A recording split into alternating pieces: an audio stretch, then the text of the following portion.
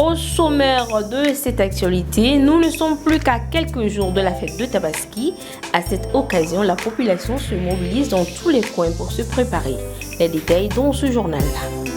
Suite aux recommandations des 6 tables rondes de 2024 présentées dans le rapport, écoutez la voix du Sahel, le réseau L du Sahel a organisé une session de restitution de ces recommandations à retrouver dans ce journal.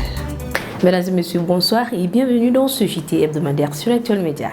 Comme annoncé dans les titres, à quelques jours de la fête de Tabaski, les préparatifs battent l'air plein.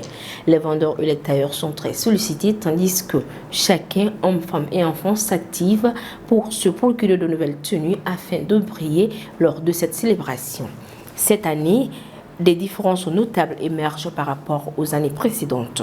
Pour mieux comprendre ces changements, penchons-nous sur l'ambiance du grand marché de Bamako et sur le travail dans un atelier de couture. Nana Khadija Koni pour plus de détails.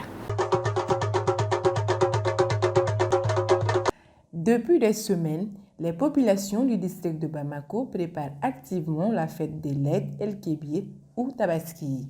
On peut remarquer, malgré l'affluence des clients, la joie de ceux qui ont pu obtenir leur bazin et d'autres articles, mais aussi la tristesse de ceux qui accusent du retard. Cette année, de nombreux vendeurs de bazins tirent leur épingle du jeu par rapport à d'autres. Modibo Fane, dit Lorbe, vendeur de bazins, se prononce. Je remercie le bon Dieu ainsi que tous mes clients. Je ne me plains pas. Sinon, à l'approche des fêtes, le marché du bazin devient morose. Mais avec tout ça, on parvient à avoir notre part. Nous avons toutes les qualités de bazin, les moins chers et les plus chers. Chaque client y trouve leur part. Les prix des bazins commencent de 1000 francs jusqu'à 250 000 francs. Tellement que mon marché est florissant, je me demande ce que les gens préfèrent. Parmi mes bazins, les Getzner ou les contre-Getzner. Concernant le marché, je remercie le bon Dieu. Je n'ai aucun problème. Moi, personnellement, je n'ai aucun problème. Cette année, ce ne sont pas uniquement les vendeurs de bazin Getzner qui sont les plus sollicités, mais aussi les vendeuses de teintures artisanales.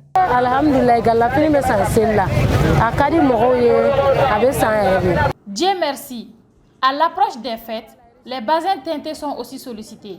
Nous avons les moins riches et les riches, dont ces prix varient en fonction de ses qualités.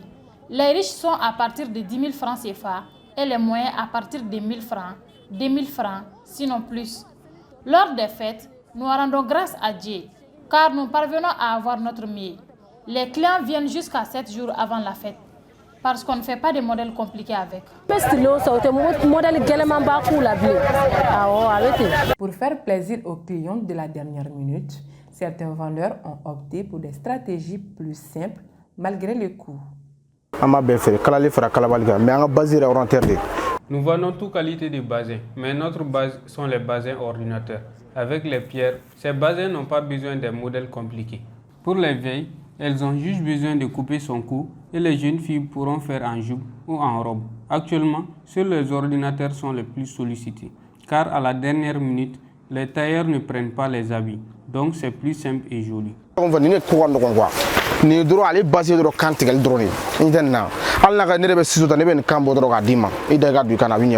Quant à cette mère de famille, elle s'inquiète pour ses habits et ceux de ses enfants, car les tailleurs n'acceptent plus des nouvelles commandes. Comme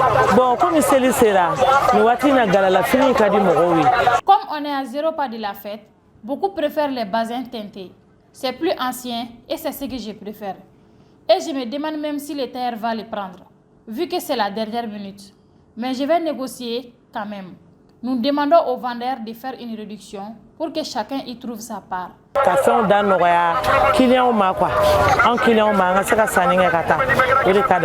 De leur côté, les tailleurs essaient de tout faire pour ne pas décevoir leurs clients, comme toujours. Comme programme, nous respectons petit à petit nos rendez-vous, car nous avons arrêté de prendre les habits il y a de cela 4 jours, juste pour pouvoir respecter les rendez-vous. Comme c'est la fête des bazins, nous recevons plus de bazins pour les femmes et les enfants, et les tissus pour les hommes.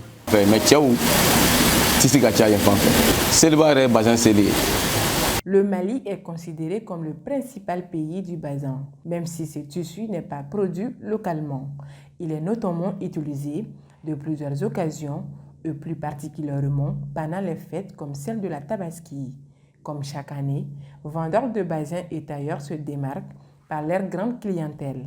Nonobstant, certains devront faire la fête sans habits neufs, faute d'anticipation.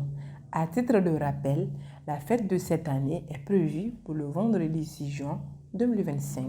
Le mercredi 28 mai 2025, le réseau Ella du Sahel a organisé une table ronde de restitution de recommandations présentée par le rapport Écoutez les voix du Sahel. Plusieurs acteurs ont marqué leur présence à cette activité tenue à l'hôtel Onomo de Bamako. Plus de détails, c'est avec Abdoulaye Meiga. Donc nous nous sommes réunis il y a 3 ans et nous avons décidé... En 2024, le réseau L du Sahel a organisé une série de tables rondes dans plusieurs pays du Sahel, notamment Burkina Faso, Mali, Niger, Tchad, Mauritanie, ainsi qu'en Belgique. Ces rencontres ont rassemblé 180 participants issus de 150 organisations, principalement des organisations de la société civile locale. L'objectif était de donner une voix aux femmes et aux filles du Sahel face aux défis qu'elles rencontrent. Le mercredi 28 mai 2025, l'hôtel Onomo de Bamako a accueilli la table ronde de restitution du rapport intitulé « Écoutez les voix du Sahel » issues de ces différentes rencontres. Et parmi les organisations de la société civile féminine que nous avons rencontrées, l'une des recommandations fortes, c'était qu'aujourd'hui, face à des problèmes transnationaux, nous ne pouvons qu'apporter des réponses transnationales. Et que même si le G5 Sahel n'existe plus, il était important pour les organisations de la société civile de ces différents pays de se mettre ensemble et de travailler.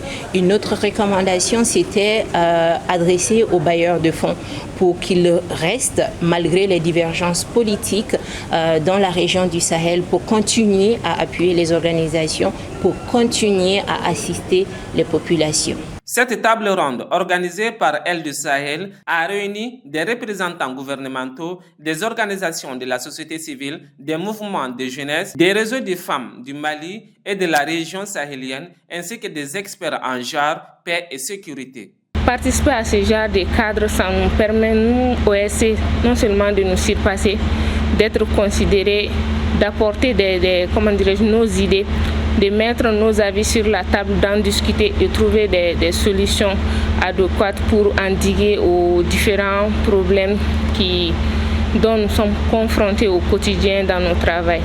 L'organisation de cette table ronde doit permettre à Elle du Sahel de prendre des décisions à travers les recommandations qui ont été formulées. Aujourd'hui, la table ronde nous permettra aussi d'avoir un dialogue multipartite, un dialogue qui va en fait nous appeler à l'action. Déjà identifier les actions pour pouvoir mettre en œuvre les recommandations de cette table ronde, les recommandations des femmes du Sahel, et c'est pour ça que le rapport est intitulé « Les voix des Sahéliennes ». Donc nous allons discuter des actions à suivre, de ce que chaque acteur peut faire de ces recommandations et surtout ce que nous, en tant qu'Aile du Sahel, nous pouvons faire pour suivre cela. Aile du Sahel est un réseau apolitique des femmes du Sahel, de l'Union européenne et des États-Unis. Il plaide pour une plus grande priorité accordée aux femmes et aux filles du Sahel, notamment à travers des investissements dans la justice en matière de genre, l'éducation des filles, la santé et les droits sexuels et reproductifs. Les différentes recommandations du rapport Écoutez les voix du Sahel ont pris en compte ces différents secteurs. Comme à chaque approche de la fête, les marchés de Bamako sont remplis de vendeurs d'articles festifs, tels que des vêtements, des chaussures, etc. Bien que le marché ne soit pas aussi prospère que les années précédentes, les vendeurs parviennent à s'en sortir. Quant aux acheteurs, chacun y trouve son bonheur. Maïmouna Dao. La fête de Tabaski approche à grands pas. Comme à l'accoutumée, à cette période, les marchés de Bamako inondent de monde, tous venus pour les préparatifs de la fête. Dans ces lieux, les articles sont disposés de part et d'autre, tels que les habits, les chaussures, les parures, etc. Plusieurs vendeurs d'articles trouvent que le marché de cette année est différent des années passées.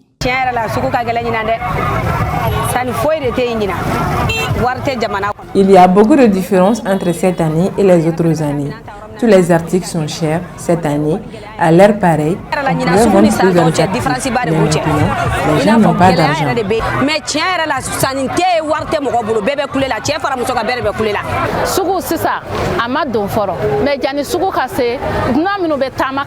Les achats n'ont jusqu'à présent pas commencé. Avant, ce sont les étrangers qui venaient acheter d'abord et après les Bamakois. Mais maintenant, les choses sont compliquées. Les étrangers ne viennent plus comme avant et nous en souffrons beaucoup. Certains parents trouvent que le marché est vraiment cher cette année. Ils demandent aux vendeurs de diminuer un peu les prix afin qu'ils passent la fête en beauté. Ah bon? Ah, je sais que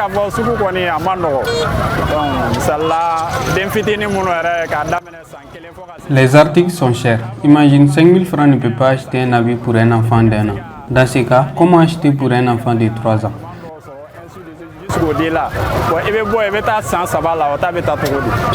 Vraiment, donc il y a la charité au niveau des marchés, franchement parler. Bon, comme la fête, tout le monde le sait, donc c'est un cas vraiment où tout le monde est dans le besoin. Non seulement les vendeurs, autrement dit les vendeuses, donc ils sont là pour faire leur vente et retourner avec quelque chose à la maison. Et nous, les acheteurs aussi, donc nous sommes là pour venir acheter quelque chose pour la famille. Donc on peut dire les deux côtés, donc ont l'intérêt de s'attendre pour pouvoir très bien fêter la fête en famille aussi. Vraiment. Et ce que je conseille est que dans les deux cas, il faut qu'on essaie d'avoir les bonnes ententes au niveau des ventes aussi. Oui. Les prix des différents articles sont différents. Tout le monde peut y avoir selon ses moyens. Mais depuis la source, certains articles sont chers.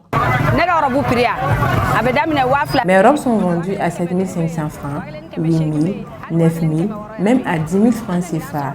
Le prix en gros de certaines robes a augmenté. Celles qu'on vend à 10 000, nous les prenons en gros à 9 000 ou 8 500. Souvent même, on les revend au prix auquel nous les avons achetées. Si certains clients trouvent que les marchandises sont chères, de l'autre côté, les vendeurs s'inquiètent de la rareté des clients. Chacun essaie de trouver son compte pour bien fêter la Tabaski. À présent, l'actualité nationale et internationale en bref et en image avec la voix et la compilation de Coréen Sidibé. Au Mali, la 6e réunion publique-privée s'est déroulée le 29 mai 2025 sous la présidence du Premier ministre, le général Abdoulaye Maïga. Lors de cette rencontre, le chef du gouvernement a salué les avancées du plan d'action en faveur des besoins essentiels. Il a appelé à maintenir l'élan pour assurer l'approvisionnement du pays, la libre circulation dans l'AES et à renforcer l'unité du secteur privé. La rencontre a permis d'identifier des solutions au blocage économique. Toujours au Mali, 25 membres du réseau CUNET ont été arrêtés le 26 mai 2025 à Kaï et placés sous mandat de dépôt pour tentative d'escroquerie. L'affaire a éclaté lorsqu'une femme de Bamako, attirée par des promesses et lâchantes, s'est rendue à Kaï. Sur place, elle a découvert que l'auteur des promesses n'était pas présent et qu'un autre membre du réseau l'attendait, relevant ainsi une tentative d'arnaque bien orchestrée. Cette opération met en lumière les pratiques frauduleuses associées à CUNET, souvent accusées de fonctionnement en système pyramidal.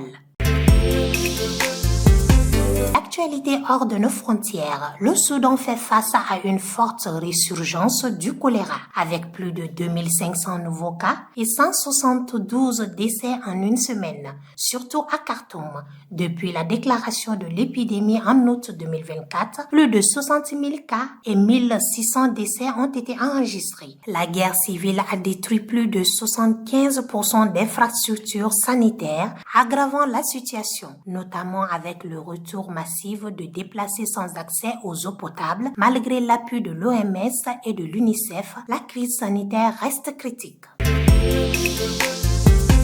Toujours dans l'actualité hors de nos frontières, une affaire tragique a secoué l'Afrique du Sud. Rachel Kelly-Smith a été condamnée à la réclusion à perpétuité pour avoir vendu sa fille de 6 ans. Jocelyn a un guérisseur traditionnel pour environ $1000.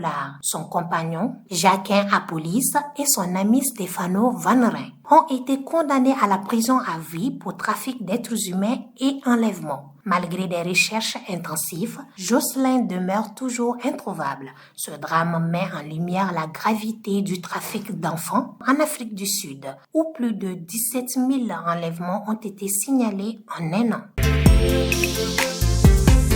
La véritable mesure de notre succès réside dans notre capacité à unir nos forces pour un avenir meilleur. C'est avec cette citation que nous mettons fin à ce JT que j'ai eu l'honneur de présenter. Merci de l'avoir suivi et à très bientôt sur Actuel Média.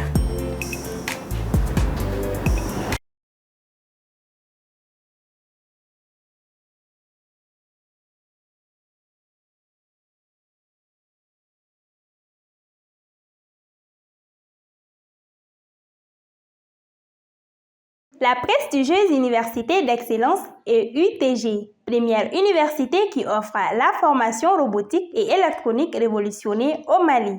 Et UTG, 80% de pratique et 20% de théorie.